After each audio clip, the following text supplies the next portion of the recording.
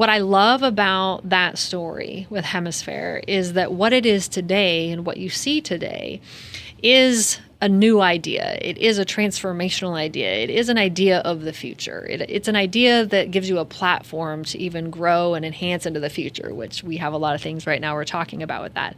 At the same time, it has preserved that story and that history of the other two uses of that land and what it was through the structures and certainly the story of the World's Fair.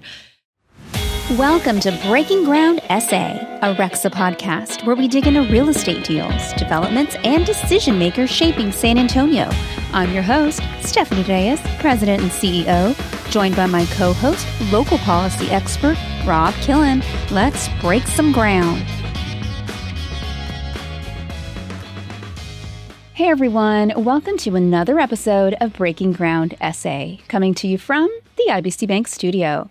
Today's sponsor is Port San Antonio, and I'm joined by a very special guest co-host, Crystal Acker, attorney at Kruger Carson and RECSA board member. Our guest is Melissa Robinson, CEO of Hemisfair Park Redevelopment Corporation. Melissa has spent nearly 3 decades helping shape some of San Antonio's most recognizable developments. From finance and construction to real estate development and public-private partnerships, she's built a career around turning big ideas into reality. Today, she leads one of the most transformative projects in our city, the continued evolution of Hemisfair. In this episode, we'll hear how she balances preserving Hemisfair's rich history and cultural significance while driving economic growth at the heart of downtown, and how the emerging sports and entertainment district could unlock exciting new opportunities for Hemisfair's future. Enjoy Melissa Robinson. We have Melissa Robinson in the IBC Bank studio. Welcome. Thanks for having me. Excited to be here and just going to have fun. How's your day going? It's going okay. Started off with a tour of the Alamo this morning. So fun. Trying to learn more and share, lessons learned and what's happening there since they're close neighbors to Hemisfair. And so it's a little hot and sweaty, but so far so good. Yeah. I'm cooler in here. We recently had Hope Andrade in the studio to talk all about Alamo, and she was talking about how there's going to be a new connection. Yes. So I'm very excited. I don't want to share too much, but I'm very excited about what's going on down there, and I'm sure you guys work together pretty well. We do. We do. It's kind of interesting. That's a key project. We have so many of them, but key project just like Hemisfair is, and we're so close to each other. And so in some conversation, it's like, well, how do we connect better? We're all about connection and community and connection in the built environment and connection, right? That's a great word. But it's like, how do we actually do that? So we started to have some conversation with the Alamo and Hemisfair about, how do we actually get people, going from the Alamo to Hemisfair, vice versa, really view it as a cohesive downtown. So that's exciting. That's a fun conversation. Well, you have an amazing position with really the centerpiece of downtown, but we all started somewhere. So I want to hear about you. Yeah. Where you grew up, what it was like. Yeah, absolutely. So, well, I have a fun tale. So I tell people that I am a native Californian and I'm a West Coast gal at heart, but I'm an honorary Texan and they buy it. So I'm like, okay, good. So I'm accepted, which is the key in Texas. But I'll kind of explain that. I was born in Anaheim, California. And I lived in Southern California, technically in Canyon Lake or Lake Elsinore area. My dad built a house there from the age of 0 to 4 or so. And then at that time, my dad had a lot of different business endeavors and different things going on. And he grew up in Boone, North Carolina, so on the East Coast.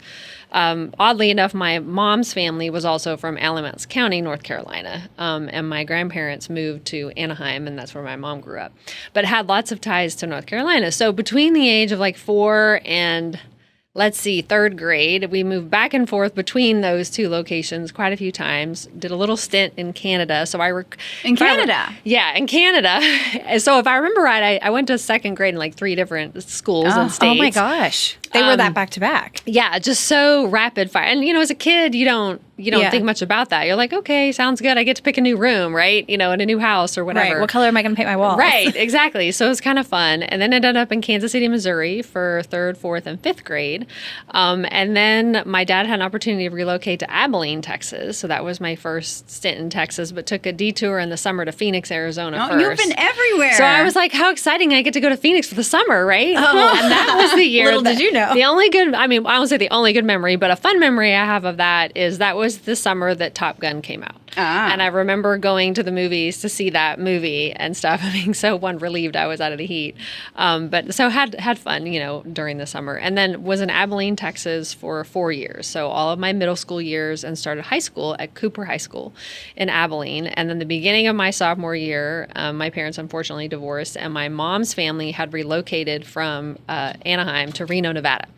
So I ended up moving to Reno, Nevada as a sophomore in high school, and then spent 15 years there, went to the University of Nevada at Reno. So I started my, adult life, my young life there.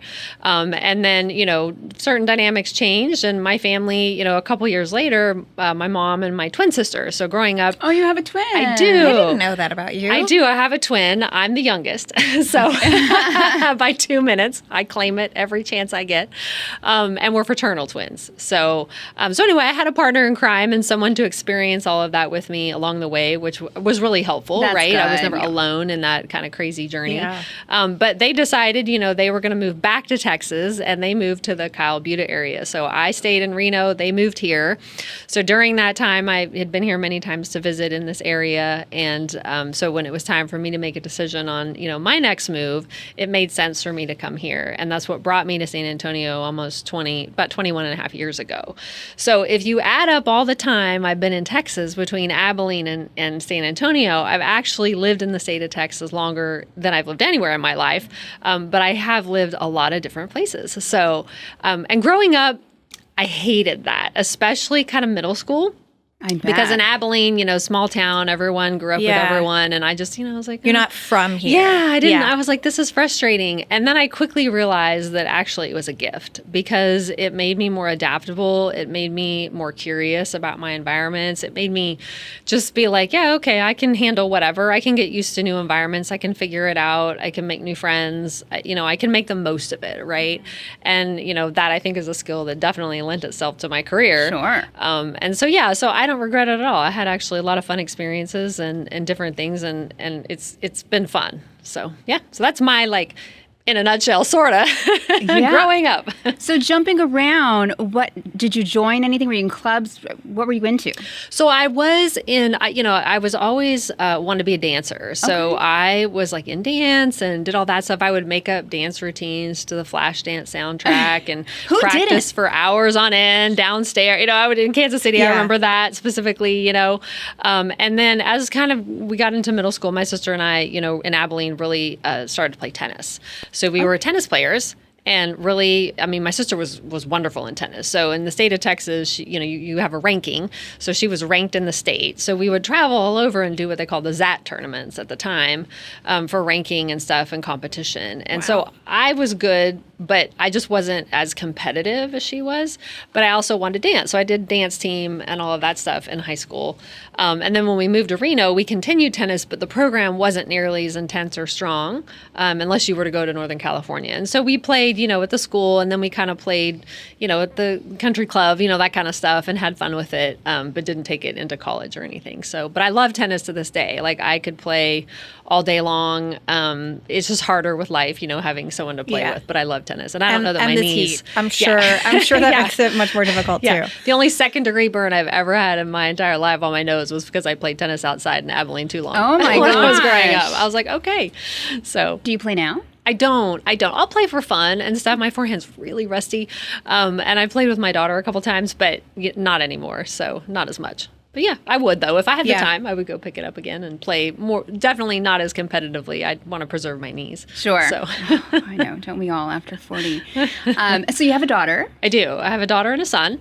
My son is 26 and he lives in Charlotte, North Carolina. That's where he's living. So he kind of studied cybersecurity type stuff, and that's as far as I go with that. I'm like, you just let me know what else there is to that.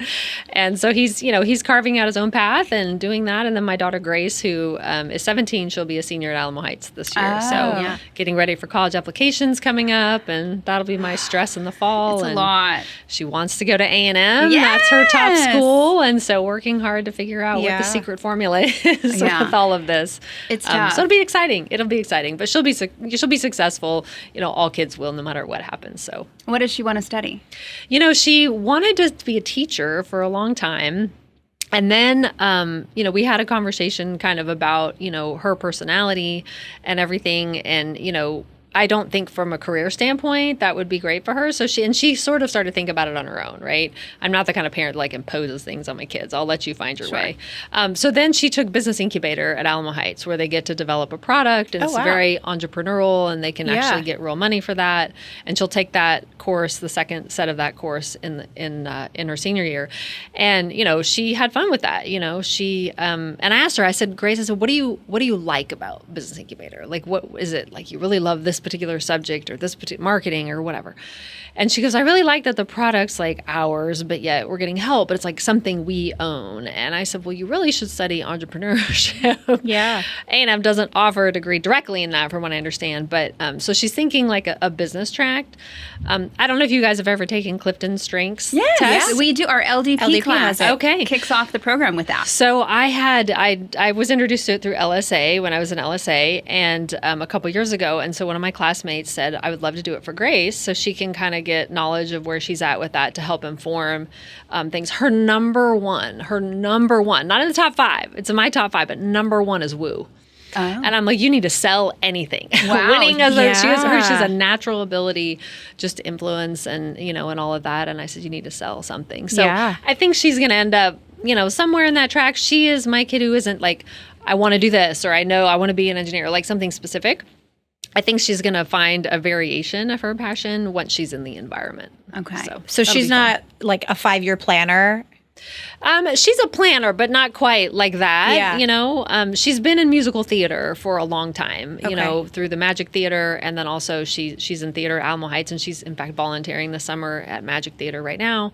And so she has a real passion for that, but not to do it as a career and stuff. But it really taught her a lot of confidence skills and things like that. So which will serve her well as a wooer. Exactly. Yeah. And she just is organized in personality, and she's my daughter, so she has to be. Or it doesn't work. So I'm like, that doesn't work. So were you kind of a 5-year planner growing up? I've always been so type A, so type A. And I had goals and kind of a path, for my life, but I definitely let go of the script. What I would say is the script for my life. Okay.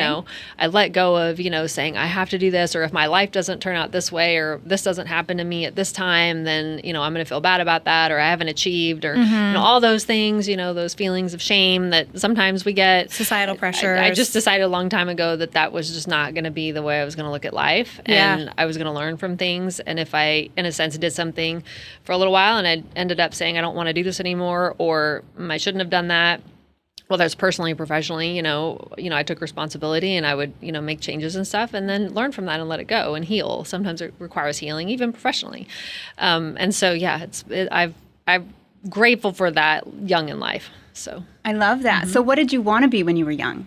I always wanted to be a dancer. Like that was like a professional I wanted to be a dancer. I wanted to be like a rockette. That was my fave. Got the legs. I know, and I could do amazing high kicks back then. I bet you can. Is it too late? Is it too late? I need to stretch with my back. But I wanted to be a dancer, and that's why I would entertain myself. On a Saturday afternoon. When there was no phones and no Instagram and no Netflix or whatever, and I would make up dance routines.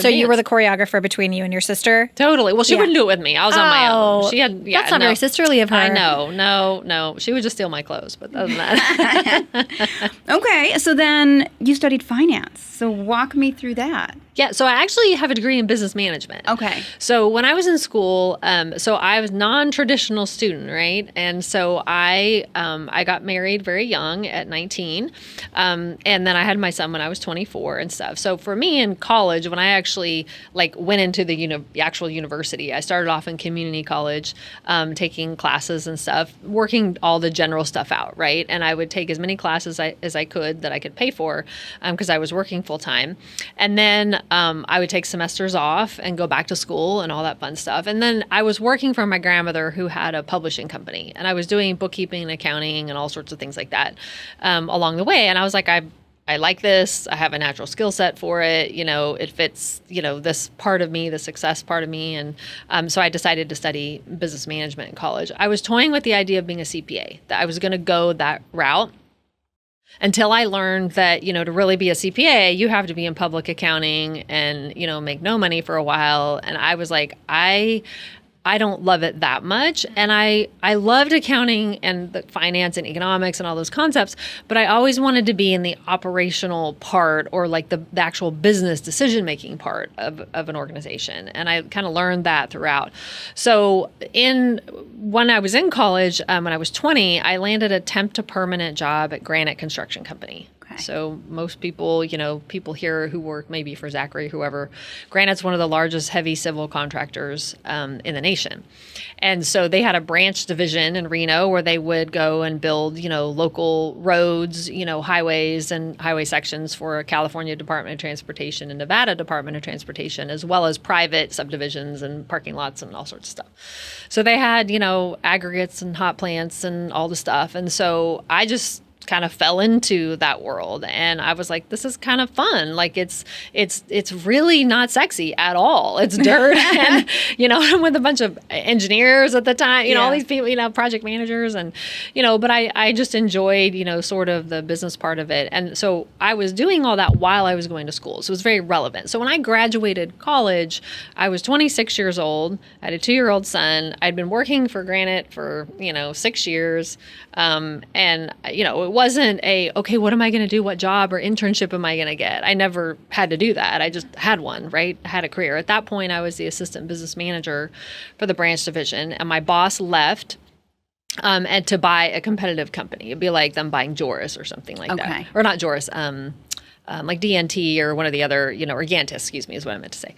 And so I went to work for him as a controller. So that's when I sort of elevated into that, managerial side of accounting and finance and, ran union payrolls and all sorts of crazy things, and just gained a lot of experience doing that and had a great time. But Reno's a small market. It's a really small market. And I just always had this feeling like I just needed bigger things. I needed more challenges and stuff, and just something more. I'm a very curious person, and I like to learn. And I just felt like I was going to run out of all that, right? And was there some aspect of it that was just like, oh, another parking lot, oh, another road, oh, another ditch or something? Like, did that kind of make it less than thrilling to you? Yeah, I think I wanted to learn more about different parts of construction and be a part of kind of different, like, the leadership. And I was part of leadership, but I knew I didn't want to become an owner of that company and just do that forever. I just wanted to learn about different things, right? About very different things. And so, personally, kind of life had changed. I had an opportunity to move here when my family was here. And so professionally, I knew it would be a larger market. So when I got here, the first thing I did was leverage all relationships, right? So I was a part of Construction and Financial Management Association. And so I contacted them and, all the good stuff. And then Zachary ended up at Zachary. Okay. That's when I got here. And so Spa Glass offered me a job. Zachary offered me a job. And at the time, Zachary was still together, right? So David and John were together. There were 5 divisions, and Heavy Highway was one of them. And I was like, for sure, you're going to put me there. That's where you want my talents. And they're like, nope, we want in the power division. Oh. I was like, okay. Cool. Something new. Right. Yeah. So I got to learn all about, building power plants and power technologies and all of that stuff. So that's what I did for a long time. Did you like that?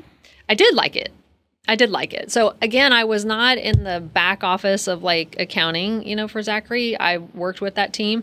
I was in the division. And so I was kind of the liaison between the project teams out in the field and like corporate accounting, right? So you have to interpret the information and, roll it up and stuff. So I was always attached to that operations side, which I loved. And unfortunately, 2008 came along and layoffs happened, and I was a part of that. And, for me, I'm a business person at heart, and I knew that kind of early on. So I can see both sides of business, right? It's not personal all the time. Sure. It is business, even though it can feel personal. And that was my first experience with that, where I was just like, okay, I get it because it's the severe situation and the layoffs, but I'm like, I'm kind of pissed, right? I'm like, why didn't they save me? I'm a female in construction who chooses to be here, who likes it, who's good at it. I'm like, okay.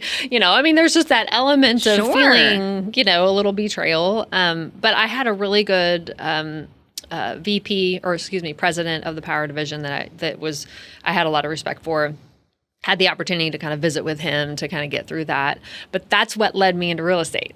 Perfect. So I can think of 2 opportunities in my life, and I'll call them opportunities, where one, I've only been fired from one job, and I was collecting money at the time, and I collected more money than they'd ever seen, but evidently it wasn't, the boss and I just didn't get along. And that's what led me to Granite, actually, that temp to permanent.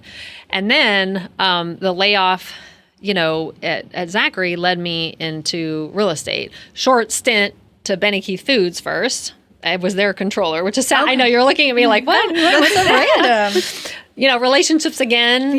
Just you need a job. Here's one available. I said, I don't have any experience in your industry. That's okay. And I had a great team there. That job, I look back on that job and it's like a gift in leadership. They didn't need me to have technical expertise at the level, at such a deep level. I had a team that would do that, but it was about, the team didn't have leadership. They just needed leadership and someone who would advocate for them. And so that was that. And then I had a headhunter call me and say, hey, I've got this CFO position open at Bitter Blue, which is a real estate developer. And I was like, the owner side of the fence. I'm like, that's interesting, because it's always on the other side. Right. And, I went and talked to them and I see plans all over the room. And, I was like, this feels so much better than green beans, figuring out green beans. the center of the plate, and all that.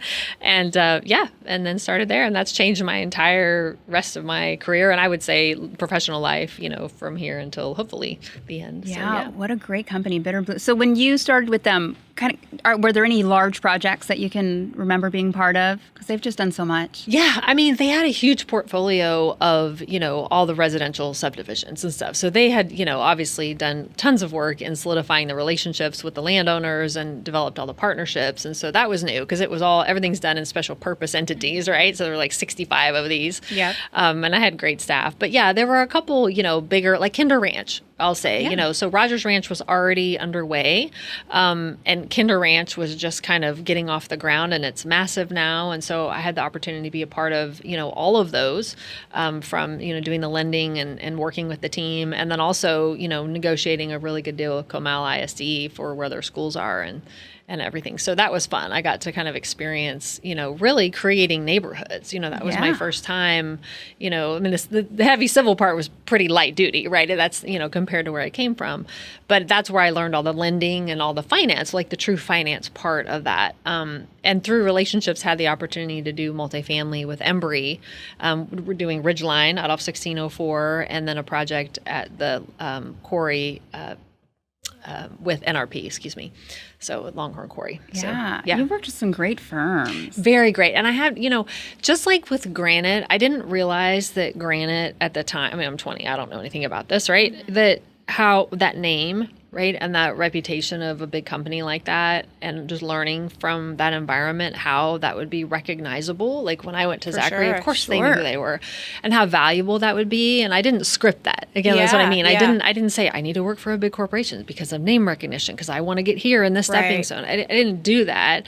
I learned along the way how valuable that was, and then obviously took stock of that. But I didn't put it together in a sense. And so, but it served me well along the way. So at Bitter Blue, from a development standpoint in San Antonio, Gene and Laddie, they took a chance on me. They understood that I had, a background in what they were doing, but I didn't have all the skills necessarily or any formal education in it. And they were like, but we know you can learn and we'll teach you. And, very grateful for that. And, very entrepreneurial kind of opportunity there as well, at least to learn. And it was great because the relationships that they had with key developers of their era and leaders of their era were the people that I was able to get introduced to while working there. So, the Gene Dawsons of the world and, the Walter Embrys and, all of the, all those people. And I'm grateful for that because it gave me, not for the relationships, although I'm grateful for those too, because they're wonderful people, right? And what I love about working in San Antonio is how great it is to work with the wonderful people we have. Like I genuinely like working with the people I work with, in our industry.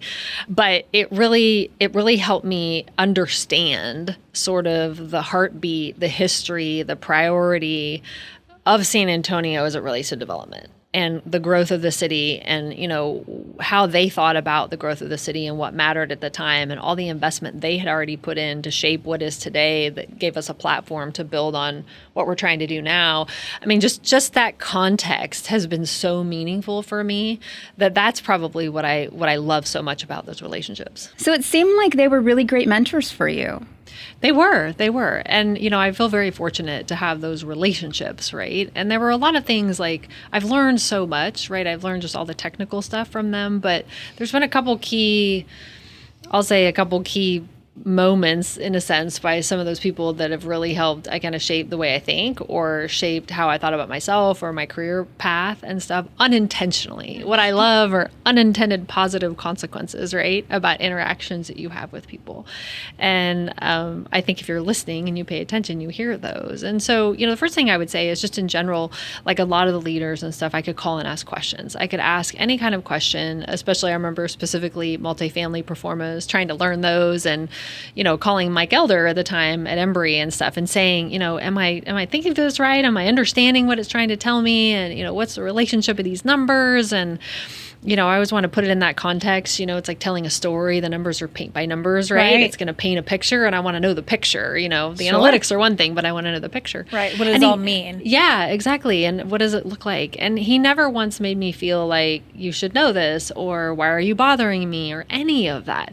And I have to say, I haven't come across that at all. And I've asked questions of every person that I know, every discipline. If I don't understand something, I'm just going to ask. So I'm so blessed by that. Sure. I find that a lot here in San Antonio. Yeah. Anyone is willing to sit down. Mm-hmm. We've had people in the studio talk about how they got to San Antonio, how they launched their career, and all of them have said they reached out to somebody else who took the time to grab coffee or, kind of guide them through. Yeah. You don't get that in all communities. No, you don't. You don't. So I hear. I've been here, so I hear. So, but I do. I'm grateful for it. And so I try and give my time back and, answer questions if someone just is like, I don't know, how does this work? I remember calling lenders, when I was first learning to do that. And I was like, all right, so I have your term sheet. Like, how does this actually work? Like, really? You're telling me you're not, just like having conversation. Like as if I was talking to a friend instead of it being, so formal. I never got caught up, I guess, in perception of anything. Because I trusted really myself. Impactful. I think a lot of people will hesitate or just not ask a question at all for fear of being perceived as inept. Yeah. I love that humility. Mm-hmm. Yeah.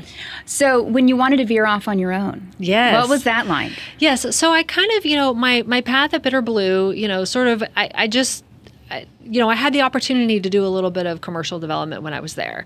It kind of fell in my lap because, Dan Kossel at the time was doing residential. There just wasn't anyone to really take on like the commercial part of things. And the first project we did was the center in the quarry. So that houses Salada and Methodist Emergency Center and all that. And that project had already been designed and was kind of on the shelf. So here it comes, dusted off the shelf. We're going to go revisit, all the economics and the design and everything. And there was a team already. It was RVK, Riyadh at the time. Mallets was building it. These were longstanding relationships that Gene and Laddie had, but they were new to me. So getting to work with those teams. And, just through the lending and learning all of it, I ended up developing the project, and walking through that. And I didn't know anything. I remember calling them like, what are we talking about? These different HVAC things and security. I mean, just all sorts of things. Yeah. And the difference between, what is a gross lease and what is a triple net lease, and well, these are basically the same things. You're just putting different things in different buckets to communicate it, and I would just talk that out with all the brokers. But that gave me my first opportunity there. And so that made me feel like, okay, I really have a passion for developing and I want to learn more about that. So I was intentional around making some decisions to join the Riyadh team, for example, and end my time at Bitter Blue to say I want to disconnect or not be known for being a CFO in a sense. I want to be known as a developer. And I'm always going to keep that, financial acumen tie with me because it's valuable. So I describe it as like a cup, 3/4 of it's full of water and the other portion's empty. I just wanted to, and the water represented me CFOing, and then the portion that was empty was developing. I just wanted to invert that. And so that's what I did and made some intentional decisions. And throughout that journey with Riyadh, which was wonderful, they allowed me to learn development and be entrepreneurial. I would do development for fee. I was like, I knew too much to participate. Okay. I was like, no, I want to do the work and just get paid for it and have no risk. I'm like, that sounds like a Nice. perfect, Right. very little. So anyway, I was able to do that, and then decided, I wanted to go do that on my own. And, but that's scary, right? I mean, I was a single parent of 2 kids, and, they were still both in school, and, just taking that risk and having confidence. And so there were 2 people that kind of along that journey that really pushed me into thinking, and solidifying that decision.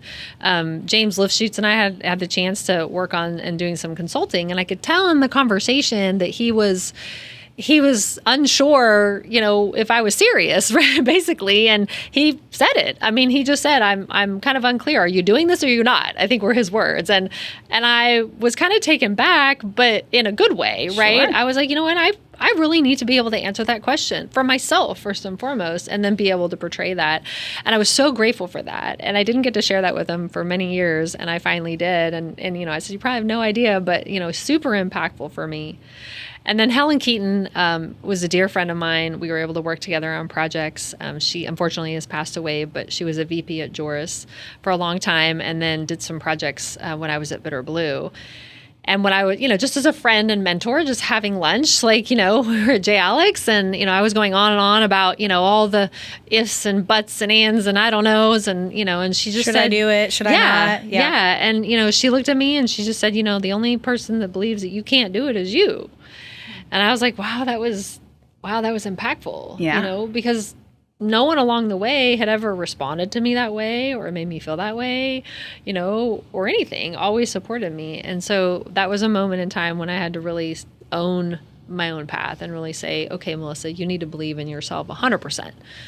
Confidence is not something I've lacked really in my life, but I think there's a level of, you can have confidence, but there's a level of owning it 100%. And those are different things. Yeah. Well, I think that was a calculated risk that you took, right? Yes, it was. I mean, it wasn't a foolish risk. It was calculated, but it definitely had some, we're just going to see how it goes behind it, but you have risk, and everyone has a different risk tolerance. Sure. And that's the fun part, right? Wondering where you're going to go. Yeah. So let's fast forward and talk Hemisphere, because I think this is really, really exciting. Second CEO ever for Hemisphere, right? Yes. What's that like? You started on the board. I did.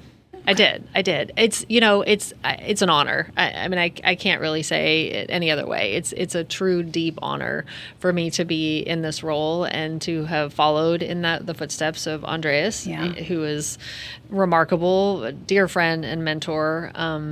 I mean, I'm just beyond grateful, and I kind of pinch myself every day, to think that, I get to be in the seat. But I did. I started out as a board member. I didn't seek the board position. Just so you know, it's a fun story. I was at a Christmas party, and didn't really know a lot of people. I'd never met Andreas, and, ended up meeting him at the Christmas party. And of course, he just took interest in conversation with me about, myself and who I am and my background. And at that time, I was working with Riata.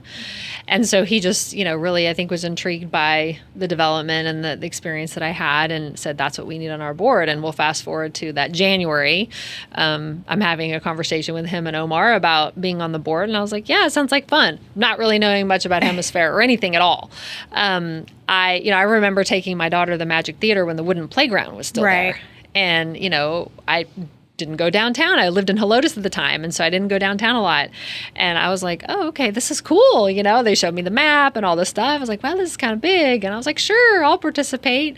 Not having no idea what I was really getting into. I'd love to help you guys. What can I do? Yeah, exactly. Yeah. And so, by that May, I was on the board, and through that board service, learning about the project, learning about Andreas and the team, and developing those relationships. When the opportunity came available for the director of real estate and finance position, Andreas was like, I think you'd be perfect for this. Now, I was doing my own thing at the time, and it was post-COVID, right? It was just after COVID. And, it was kind of a decision on, is this pipeline of work on my own going to keep going, and you have to make continued investment with that, or should I take this opportunity, and I had to think through that a little bit, because those are 2 very different paths. Sure. And I sat there and I thought to myself, okay, how often do you get the opportunity to work on a project that you're already giving your own time and passion to voluntarily, that requires your skill set, that allows you the opportunity to learn and grow more of those skills in ways you don't know now, and that is a project for the community. So investment real estate's fun, right? But that's a different type of project. And I was like, you rarely do get that opportunity. And so I thought, I think I would have more regrets about not working on this project versus continuing down my path. And I kind of felt like I could always go back and do that at some point if I wanted to. And so then, I jumped both feet in and, thank goodness I knew a lot about the project, right? So I was like, okay, this is great, right? I'm not coming into a job blind. I knew a lot about it, but also— Which that's maybe the first time in your career you'd had that opportunity to step into a position that you already knew a lot about. Yes. Right? Absolutely. Yeah. Absolutely. And so the transition of just owning it, like, okay, now you're responsible for it, was a little bit of a shift. And, that's continued just, owning, just like now stepping into the leadership role and stuff, I have to own that, right? I'm it, and so there's a definitely different level of responsibility with that, but it's awesome. For those that are unfamiliar, tell us a little bit the story of Hemisfair. Story of Hemisfair. So that's how much time do we have? I was like, no. So, I'll kind of sum it up. The story of Hemisfair. Hemisfair is in its third generation of space, right? If we talk about it that way, right? It was a neighborhood, prior to the 1968 World's Fair. It had gridded streets and it had homes and businesses and churches, and it was community, right? It was community in downtown San Antonio. And, through a lot of different changes, obviously, the World's Fair was an opportunity for San Antonio to really be put on the map. And so the leaders at the time felt like that was a great opportunity. And it was. But it didn't come without a cost, right? You had to create a site for the World's Fair, a place where that could be held. And so through that, an eminent domain process, they identified, this neighborhood and parts of this neighborhood that, needed to be, in a sense, sacrificed for this greater good. And so there were some homes left there, and we have some of those in the park today. And so the World's Fair was great, right? It served us well, created a lot of iconic structures, really put San Antonio on the map. And then after that, it was like, well, what is this going to be? And, no one really picked up that ball and ran with it. Yeah, what do we do with it now? Yeah, there were some small improvements and stuff along the way. And, we think of redevelopment and adaptive reuse as, like the norm, but that wasn't always the case. And if you think about the landscape of development and growth, it was suburbanville right out during those decades of time. And so, it wasn't until, Hardberger came along and, really wanted to invest in, park infrastructure and, the idea of that area being redeveloped, into an urban park, came to be. And so, our story is at that point we were, H Park, the redevelopment corporation was formed, for that sole purpose of redeveloping the site. So saying, here's this third generation of space.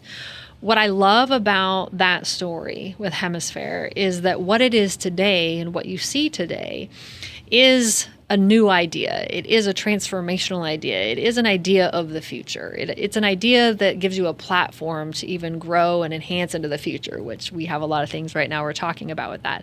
At the same time, it has preserved that story and that history of the other two uses of that land and what it was through the structures and certainly the story of the World's Fair. And I love that. I think that's beautiful. It's rare that you have such a strong story that stays with the land. We talk about things running with the land, right, in a legal sense. This is running with the land. The story runs with the land. And I love that. I think it's a challenging opportunity at times. I was going to say, how do you strike that balance of new and preserving the old? Yeah, you really do have to, honor. I think you have to decide what you're honoring. You honor the past, right, and the wonderful things that did. But we're lucky enough to have the structures, right? So we have physical elements that we can tell that story and honor that with. But also just there's a reverence to it. There's a reverence going all the way back even to the indigenous people that were there and honoring that through the story. In Yanaguana Garden, the naming of that and the acequias, all of those things matter, right? And so it's not about trying to recreate the story. It's just about that reverence and saying, how can we honor this in a way that also allows us to move forward? And so the balance is struck by the built environment, right? And the elements we put in there and the built environment of what we have left and incorporating that together. That gives us an opportunity to strike that balance. What about, so today, walk me through kind of how you are a part of the sports and entertainment district and all of these conversations. Yes. What is your level of involvement there? Yes. So, I mean, our organization is not leading any of the negotiations or, selections of teams or project managers or any of that for what they're labeling as a sports and entertainment district. That has been city led from the beginning. And, they're starting to put those pieces together, as you all, I'm sure, know. And so really, our role is, we're stewards of this. I love that you use the word centerpiece, right? I use that word all the time. Hemisfair is a centerpiece of downtown. And I think a lot of people don't understand the district itself. What we call the Hemisfair district is 90 acres of property. And it includes all of what you know of Hemisfair, the park space today, including the convention center, and then would encompass, the ITC site, former ITC site, and then the other new development where the arena and everything they're talking about. So that's 90 acres of property. And so we view ourselves as a part of this 90 acres, right? And what I love about that 90 acres is it's anchored by an urban park, right? Urban parks, 3 urban parks. Instead of the built environment anchoring the green space, or the green space is an amenity to the built environment, the built environment anchors it. Sure. It's the opposite, right? It's the opposite of that. It's the green space and the parks anchors everything else that's around it. And I think that's that. So when I think of centerpiece of downtown, I think of the district as a centerpiece. When I think of the centerpiece of the district, I think of the urban parks. And I think that's a great story. It's a great development ideal. It's all of those things. And so, what we want to do is preserve, obviously, just like we would anything else, the development against the park space. How is that going to work together to still be that place for community where San Antonio meets, the place we gather. Our vision is to create one of the world's great public places, right? We continue to do that. That means the built environment, that means programming, it means a lot of things, right? And so every day we're looking at it through that lens. How can we continue to do that? Same thing when we look at what's coming into the district, whether we're doing it or not. It's, we are all key stakeholders. So we want a variety of uses down there. I mean, how fun is it going to be? You could spend all day in that 90 acres. You spend all day and all night. You can stay at the Monarch and spend a couple days Exactly. Down there and be down there and just stay there in the 90 acres. And, that's what we want. And so, we look at how do we work well with everyone who want to do all those other things over there? How do we work well together to create that for both of us and for everyone in the district? It's our lens is really looking at it holistically and collaboratively, but anchored by the parks. That's important. Yeah, I love that space. Yes, we live down the street. My husband and I were in Lavaca, a little bit south of Bliss, and we walk up there. We'll grab lick, we'll get dough, we'll kind of sit by the park. My son's a little too young to get on the playground or anything, but we do story times on Thursdays. He loves it. It's beautiful. We love just kind of like going out there, sitting out there when it's nice weather-wise and observing people watching, that whole sort of thing. That's what we love. Beautiful. We love seeing you there, right? Yeah. We love seeing you and your neighbors and all of San Antonio there, just enjoying families, family fun, by yourself, connecting with friends, teenagers roaming around, discovering what's going on. Yeah. Andreas had a saying, we measure our success with the level of laughter. Oh, yes. In the park. Oh, And we I love actually that. have a bench, So dedicated pure. with a plaque to him in the park with that. And that couldn't be more true. I mean, when I think about all the technical things we're doing and all the stuff, right, that we're working on all the time, you can get kind of focused in that, and all you have to do is just walk outside. I joke and say our job is a walk in the park, but we office right down there. You can go walk in the park, and what a wonderful perspective to have about the work you're doing every day. Yeah. I mean, it's so meaningful. It's incredibly fulfilling. Mm-hmm. My husband ran this most recent marathon. Oh, fun. And then afterwards, the amount of people who were enjoying the park was incredible. Mm-hmm. It was incredible. So I'd love to see that. Yes. Where do you see downtown San Antonio in the next 5 to 10 years? Ooh, 5 to 10 years. with lots of transformation, with a lot going on. It's exciting. I tell my kids, I'm like, if you want to do what I do for a living, in your career span, it may not be as exciting as my career span in it, because there's so much transformation in San Antonio and downtown. It's a pivotal moment right now. Yeah. It is a pivotal moment. What I want to see is I want to see the full realization of the fruits of the labor that's happening now, right? When it comes to the educational investment, the UTSA, the cultural investment with the Alamo, the cultural investment of Hemisfair, bringing, more activity and density and housing, right? And people that live downtown that really can be that heartbeat 24/7. What Weston Urban's doing with delivering that housing and, baseball, those sports and amenities and stuff. I mean, we need all of that down there. We need a variety. I'm so excited about seeing all of those things really sprout, I guess I should say, because when they do, it's just going to create this amazing dynamic downtown. Not that it's not dynamic now, but even more dynamic and solid. I can't wait for the moment when I'm just going to manifest, all happens, that we look back and think, can you imagine what it would be like if we didn't do this? Yeah. Right. And we can't imagine how it was before. Yeah. I think that's going to be so incredible. It'll be a new city. It will be a new city. And if you travel to other cities who have been through major transformation, in the last 10 to 15 years, you can see that. You can see it's not just success, right? We talk about success of things, but it's really like, wow, it's a different place. And is it a better place? I mean, the question is what we're doing creating a better life, a better experience, a better way of life and quality of life for the people that are here or want to be here? That's what we should be doing, right? And I think the answer to that's yes, right? We're all the investment we're doing in downtown in these different projects are investing in things that are for the community, the university to make us stronger, smarter, more educated, to have workers here. It's like all of that, I think of, preserving the culture and the history of the Alamo and the wonderful things that they're doing to make that a beautiful space and to educate even more people about the significance of that, of our history. Right. I mean, that's huge, So there's tremendous opportunity there. You've done so many projects, or been a part of so many projects. Are any of them your proudest moment, or has that not yet to be determined? Gosh, that's so hard. But I'm going to tie the two together. I'm going to tie Hemisfair together. So no pressure to say Hemisfair because it's amazing and absolutely. And who knows what's yet to come, which I love that. Ask me this question in 5 years and I might have a different answer. But I'll marry two things together. When I was doing, development services, right? A lot of those projects that I did were owner-occupied real estate projects. So they were, people who had their own businesses, restaurants or medical facilities or things like that, wanted to develop their own property and, enhance their business or grow their business, but didn't know how to do that part. And I said, well, I can do that part for you. You work on operating. And when you work on projects like that, where your work is hand in hand tied to the growth, success, outcome, history, even preservation of that family or their business in San Antonio, that is a different level of work.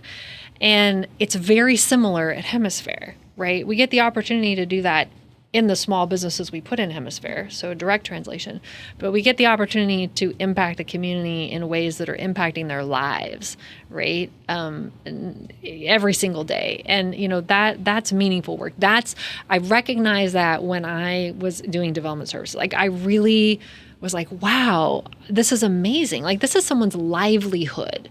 And I've just made a difference, a positive difference in their livelihood for the rest of their lives. Like, that's just awesome. I mean, I don't know how another way to describe it. You light up when you're talking about this. Awesome. I really do. And so it's the same thing with Hemisfair. It's like we get to create, program, build, operate, maintain, all those things. We get to do that in this wonderful urban park space to do the same thing for people in a lot of different ways. Like, we may not know all the ways someone experiences that or how it has enhanced their life, but we get to do that every single day, and it's just awesome. I mean, it's like, who wouldn't memories, want to do this? businesses. I have a friend who actually, the one that told me about the story time on Thursday, is she said her daughter took her first steps at Hemisfair. And so my gosh. So she always remembers it for that reason. Oh gosh. Yeah. That's amazing. So not everybody gets to say that they had a part in creating and helping further that. Yeah.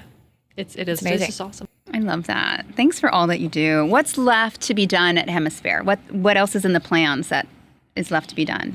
Yeah. So as far as the land area, the portion we're still responsible for, we have a third park section, Tower Park, that, we need to finish and complete, enhance, I should say. You can use the space now. That's where we built the basketball court. So that's well loved and well liked and well used. I've for seen sure. it. Yeah. It's pretty awesome. But we want to finish the quality of improvements. Remember the Vision's world class, in a sense, space. And you can see Yanaguana and Civic Park have that level of quality in all of the amenities and finishes. And we want to deliver that same thing to Tower Park. That is part of the vision, part of the master plan, and in my opinion, the obligation and responsibility we have to the community. And so we want to do that. And there's some infrastructure around there that also, finishing the complete streets that impact that area of the park is important. And then we have a few other P3 sites on the western edge around Civic Park that we want to finish developing. One of them is kind of underway right now, working on just the development process and permitting of that. And then the other one we're working with the city on timing for. So we have a couple more P3s to do. And then, then the big thing is coordinating and collaborating with all of the new development that's going to happen to the east of us. So you're going to be busy for the next few Yeah, years. it I think sounds like so. I think so. So absolutely. In addition to that, last year we hosted over 400 events Really? in the park space. And that's everything from the birthday party, with moms coming out there and doing that, to, DIA, like the huge events and everything in between. And so our events team and marketing team and ops team, our whole team is just constantly busy doing those things. They do an amazing job. A phenomenal job in the quality of programming and stuff. So there's all of that going on too. So that's a huge part of what we do. Lots of activity. So this is a part of the episode where we have rapid fire questions for you. Okay. It's fun. It's first thing on the top of your mind. Okay. Coffee or tea? Coffee. Beach or mountains? Mountains. Ooh. Text or phone call? Phone call. Phone call. Okay. Heels or sneakers? Heels all day long, but oh my gosh, with my lifestyle now in the park, it's a lot of sneakers. Yeah. Just cause. Go-to karaoke song? Oh man. I haven't done karaoke in a long time. The inner part of me thinks I would be like Whitney Houston, song, but the practical side of me who's listening to that would probably say absolutely not. More than likely I'd pick a Jason Mraz song because I know every word to pretty much every song and I can get the tone of the melodies pretty close. Love there that. You go. Yes. There you go. That's the key, right? You don't want to be like relying on the feeder script thing Right. and like mess it up. Oh, Right. Celebrity you'd invite to dinner? Dead or alive? Oh man. Dead or alive? Oh man. Gosh, let's see. I always think of this in alive, but I would say Vivian Lee. Oh. Out of everyone in the world. Why? She plays Scarlett in my favorite movie, Gone with the Wind. And I would love to ask her questions about that character. Okay. I love that character. The last show you binge watched? The last show I binge watched, I'm binge watching one now, Which one? is Sweet Magnolias. Okay. It's on Netflix, and I binge watch a lot of shows. Actually, that's kind of my Me too. downtime. I like crime stories, and I love documentaries.